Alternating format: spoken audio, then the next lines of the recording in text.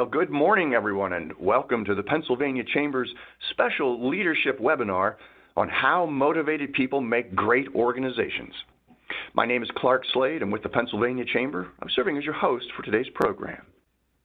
Well, when we align the way we do our work, our brand, with our passion for the work we do, our culture, we become more than just good, we become excellent. From the smallest team units and departments to the largest corporations, wonderful things happen when people align themselves with their group's brand and culture. Al Sini, founding partner of Al Sini and Partners and the innovator behind the Brand and Culture Alignment Toolkit, will teach how to turn this simple exercise into a clear role target that you and your people can use to engage more fully in your shared goals, align your day-to-day activities to better accomplish them, and ignite a culture of continuous self-improvement that will enhance your team's performance and improve your results. Al, when you're ready, it's all yours. Well, thank you, Clark, for that fine introduction, and thanks, Chris Nieves of the Pennsylvania Chamber, for setting this webinar up for us today. And welcome, everyone, to today's webinar, and I'm told we have more than 100 people registered. It's very exciting. I want to thank each and all of you for joining us. Before we begin, I'd like to thank my partners who've helped develop the ideas we're going to be reviewing today. Joe Asamendi and Mark Iorio, thank you so much for all of your indispensable help over these many months and years, and thanks as well to the many people we've worked with in dozens of small and large businesses, at schools, and in volunteer organizations who've tried our approach and offered their great support and advice. And I want to offer a special thanks to Lori Renna, Sue Smith, and all of our friends at the Pennsylvania Chamber of Business and Industry. Great organization. I want to thank them not just for sponsoring today's webinar, but for helping us to develop and refine our Brand and Culture Alignment Toolkit. We call that the BCAT. Without the Pennsylvania Chamber's support, we wouldn't have our insights to share with you today about how motivated people make great organizations. Well, I'd like to define a few basic terms that Clark mentioned in his introduction. Brand is how we do our work. It's how we dress, it's the tools we use, it's the way we express ourselves, the proven procedures we've learned to follow. It's basically what our customers see, and by customers I mean in the broadest possible sense, our clients, our students, our patients, the community we serve, the outside world at large, regardless of our purpose. So, all those promises we make, the methods and practices we follow to keep those promises, the language we use, the pictures and diagrams we draw, even the paper we print them on, all of these observable things are our brand. And culture? Well, culture is why our organization does its work. It's the shared values that guide our efforts, the satisfaction we get from making and keeping our promises. It's all the positive feelings we experience as we accomplish things together. All of these attitudes and emotions are our culture. And when our organization's brand and culture are aligned, which is really what we see here in this diagram, when they're aligned, that is, when the way we collectively feel about our work is in agreement with the way we do our work, they motivate us to set aside our individual wants and needs and work as a team on accomplishing our shared goals. When I'm using the word motivation, I'm referring to the intrinsic kind, the things people want to do rather than the things they feel they have to do. Above and beyond any sense of obedience to authority, I'm talking about the motivation to pursue a higher purpose. I'm really talking about self-motivation. In our research, we've learned that people really don't follow people. They actually follow what people follow. The members of successful organizations commit themselves, in fact, I should say dedicate themselves, to achieving their organization's goals when they clearly perceive that their leaders have done this as well. This commitment, this level of devotion really rests on 5 pillars. First, when our brand and culture are aligned, we don't just follow our leaders' orders, we follow their example. We follow the brand and culture that they serve. We're talking about a powerful form of servant leadership here, and that's what we mean when we say serving our brand and culture. When the leaders of our organization clearly elevate their commitment to our goals over their own personal interests, we all take pride in joining, supporting, and working with them. Second, We're all in this together. Leaders, contributors, stakeholders, regardless of rank or seniority, whether we're employees or contractors or volunteers, each of us in our own way can become better. We can each improve ourselves not to compete for position with each other, but together to better serve our brand and culture. Third, we do our best work when we connect our heads with our hearts. Head really is a synonym for brand, and heart is a synonym for culture.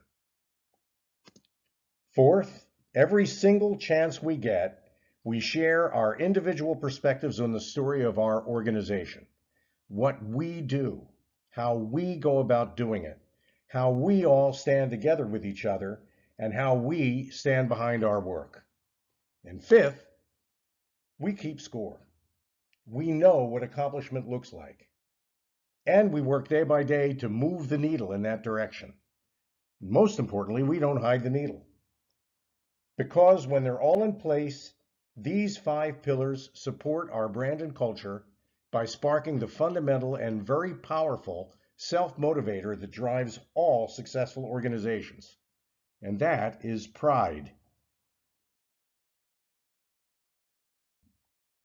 And that's the key motivator that makes organizations great.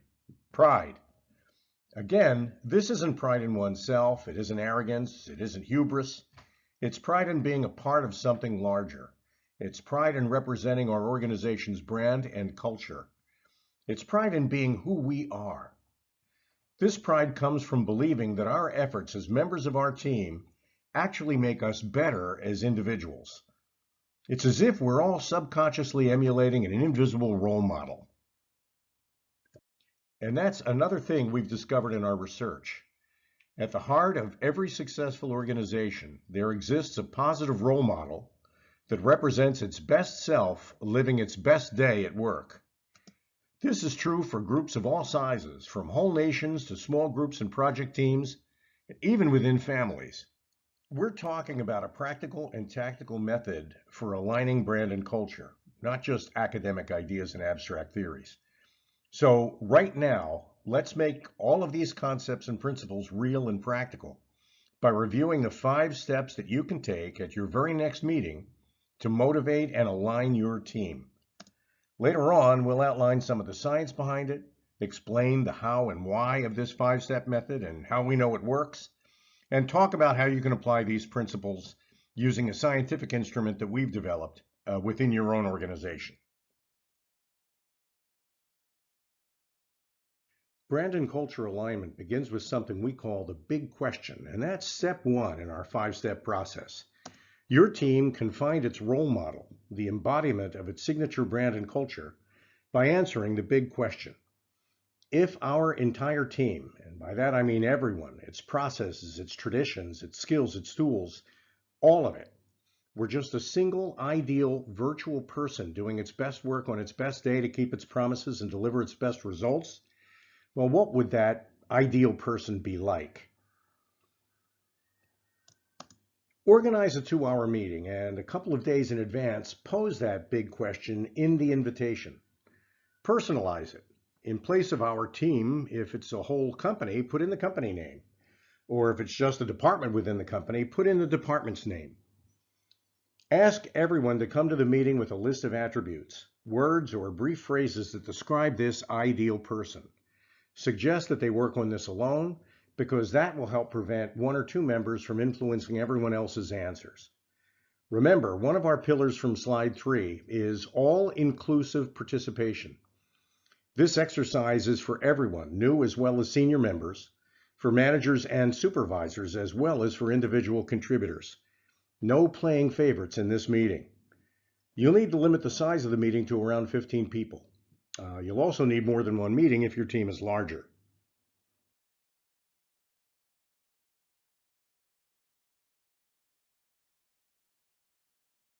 Our second step is to start your alignment meeting by writing the big question on the board next to a blank list of attributes. Now, attributes are the obvious characteristics of role models. In other words, attributes are the positive things role models are that make them role models. Ask everyone to begin offering their attributes. Break the ice by offering the ones you've thought of. Keep in mind, we're not directly talking about the work our team does. Instead, we're discussing that indirectly through the ideal attributes that describe our work when it's at its very best.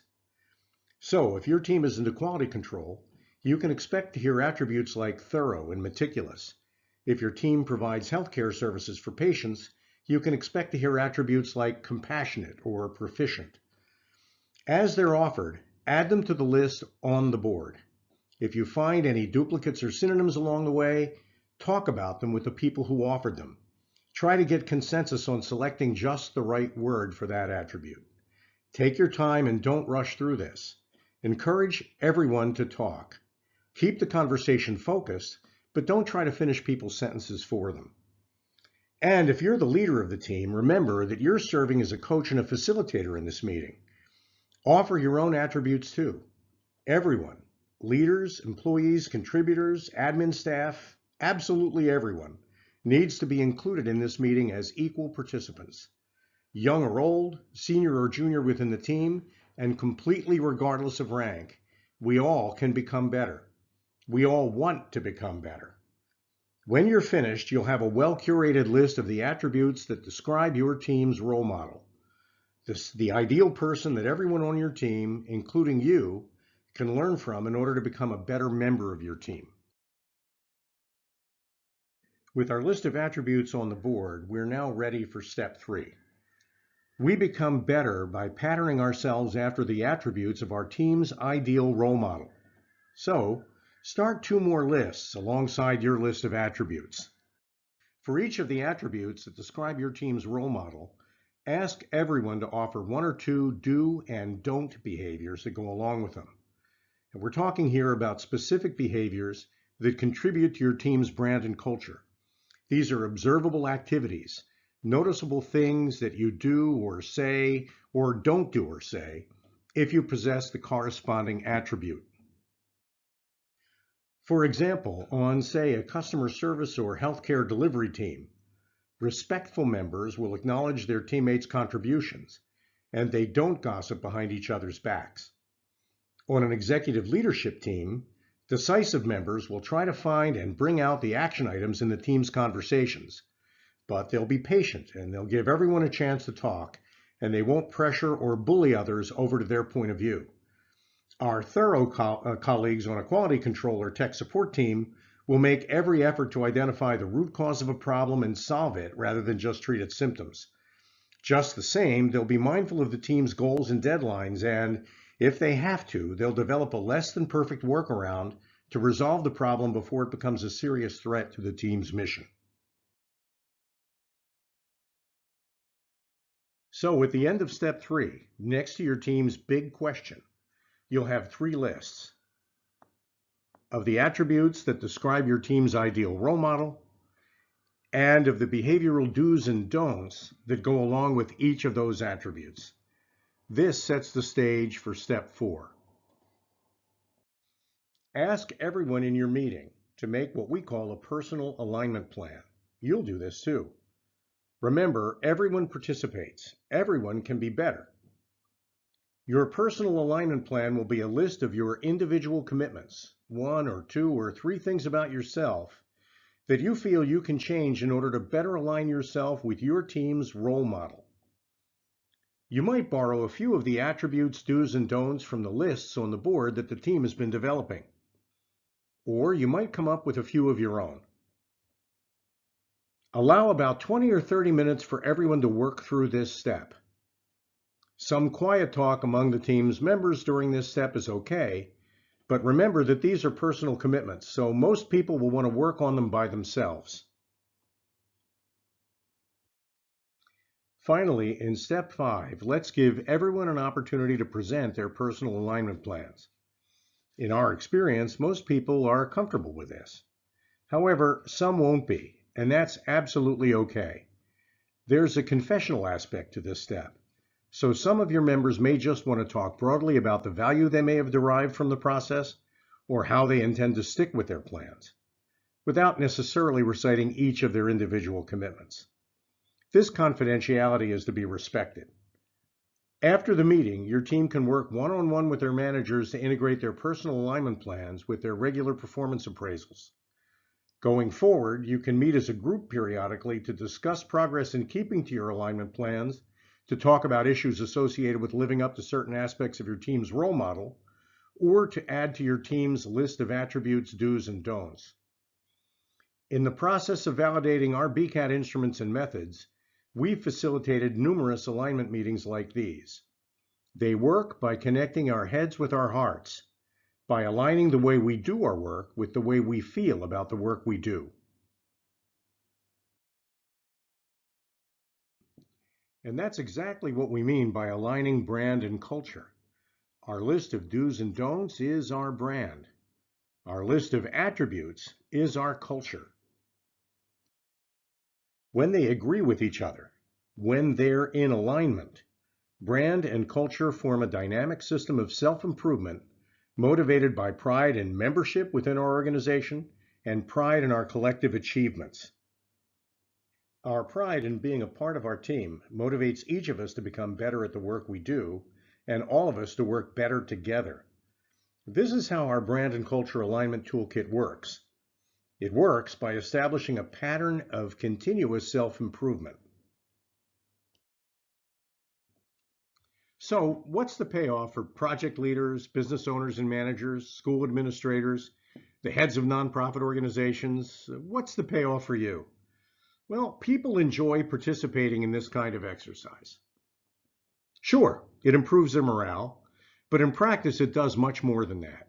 It engages them, it empowers them, they communicate more openly, they collaborate more willingly, and they innovate more fearlessly as they come together in this alignment process. Also, in our BCAT pilots, people have reported that they're 6 times more likely to stick to their personal alignment plans than to conform with the plans that develop from their company's traditional performance appraisal systems. And finally, participants in our BCAT pilots have become twice as engaged in their work. And we've seen these improvements sustained over 6 months of follow-up measurements. We also understand the psychology behind how BCAT works. BCAT is based on long-established models of learning and behavior similar to the ones found in individual assessments like DISC and MBTI. But where those individual assessments answer questions like who am I and who are you, BCAT was created to provide an identity for the team, to provide an actionable and authentic answer to the question, who are we, for any team of any kind or size. BCAT works by shifting the focus of the team from me to we. To better understand how, let's return to the attributes of role models. We've seen in our research that all of the attributes you can assign to any role model cluster into 4 discrete sets of synonyms. BCAT starts with these 4 elementary role models. Depending on a particular team's goals, each provides a focus for self-improvement. For example, if precision is my team's main attribute, I can commit to becoming an expert by focusing my attention and developing deep subject matter knowledge in a particular field or discipline. If purpose is my team's main attribute, I can commit to becoming a driver, someone who works at turning conversation into action, who organizes activity into plans and schedules, who gets things done. If innovation is my team's principal attribute, I can commit to becoming more spontaneous, to thinking outside the box, to seeking new solutions, to becoming a creator. Finally, if harmony is our main attribute, I can work to become more sensitive to the needs of others, more careful and diligent in following my team's proven and established methods and procedures. In other words, I can commit to becoming a caretaker.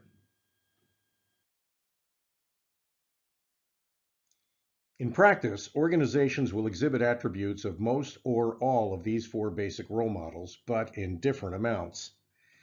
BCAT calls these combinations role targets, and it provides a system for measuring and mapping them. A scientific research organization of experts, for example, might be organized around improving a community service program. So while most of its attributes will be those of the analytical and detail-oriented blue expert, It will also exhibit some of the empathy and diligence of the green caretaker. Likewise, an amusement park of creators is likely to have a quality control team dedicated to maintaining a certain standard of safety. And a clinic of caretakers might be called on to take the lead as a community's emergency response center. For any team, role targets identify and describe the positive patterns of behavior that represent their best work on their best day.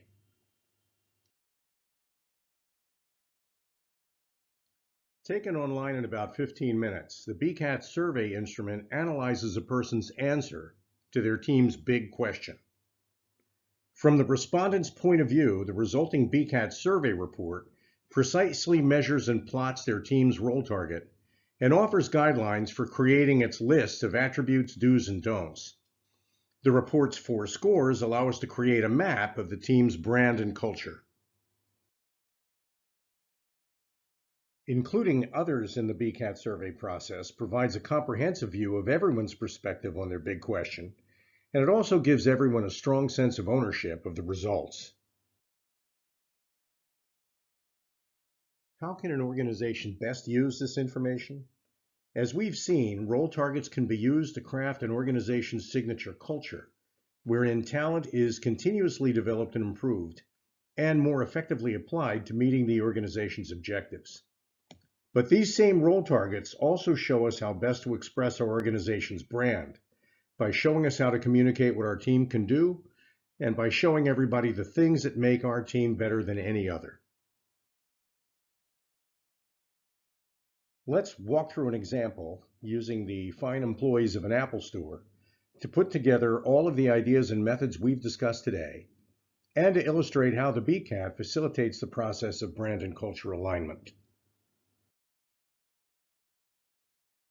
We're using the work we did at a very successful Apple store to make an important point. Alignment isn't just about getting challenged teams back on track. It's about helping the very best teams become even better. Now, in this case, to begin with, we invited everyone, every manager, every supervisor and employee, to use our BCAT survey to answer their store's big question. And as you can see, we found different role targets for each of the departments, plus a role target that expresses the brand and culture of the entire store.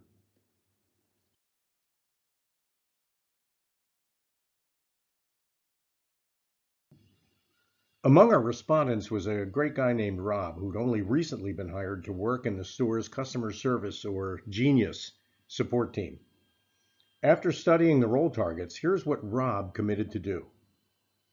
To help make his department more successful, Rob committed to attend cross-training to become expert in the Mac operating system, and to accomplish this, he planned to increase his attention to the Blue expert precision attributes and do behaviors.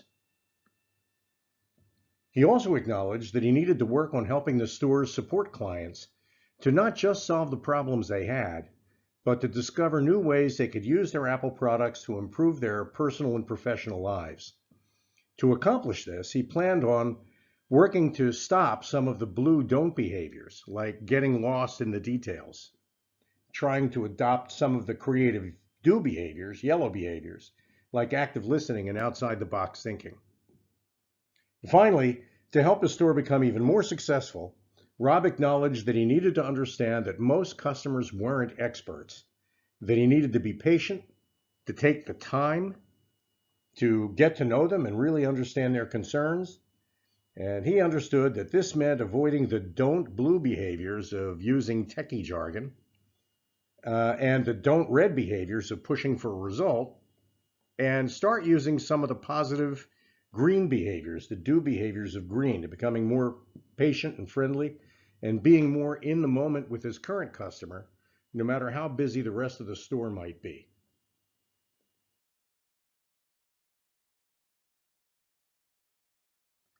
People are people. So the question, who are we, the big question that every team can ask, is really relevant everywhere, from a company's leadership team to its board of directors to its operating departments, whether the organization is a for-profit company or a nonprofit, whether it calls its customers buyers or clients or students or patients.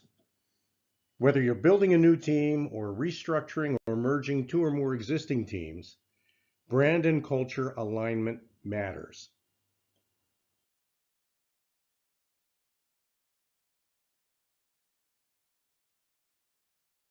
So, if you're planning a staff meeting, a professional development session, a leadership offsite, or a corporate retreat, consider organizing it around the big question we've been talking about here today, around the role model that represents your organization's best self on your organization's best day.